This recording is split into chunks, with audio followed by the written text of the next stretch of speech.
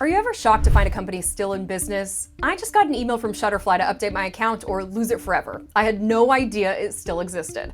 So we're taking a look at some companies you may not realize are still hanging on in this week's 5 for Friday. Despite filing for Chapter 11 a decade ago, Kodak is still kicking. Cell phones obviously threatened to put them out, but at least they have Polaroid-esque instant print cameras, which I hear are making a comeback. Kodak's also working with IMAX to develop the next generation of film cameras. And I bet you didn't know they're in the pharma business too. But so far, that hasn't turned out so great.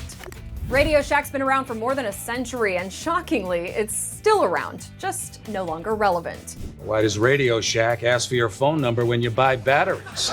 The company filed for bankruptcy twice in 2 years, and now it's a crypto exchange that launched its own token with a string of vulgar tweets for some reason. Best thing they sell now is nostalgia-laced merch. Ringling Brothers and Barnum & Bailey's dominance in the circus world dates back to the 1800s. And while for well over a century it was the place to bring the fam, the new millennium brought on its slow death with low attendance and protests over animal rights. In 2017, they drew the final curtain, or so we thought. This year, Feld Entertainment announced it's making a comeback in 2023, but this time only humans could be harmed in the making. Atari was a pioneer of the video game industry in the 70s. Just trust me, the Atari 2600 is a classic.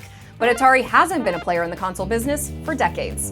After filing for bankruptcy in 2013, Atari sold off its biggest IP.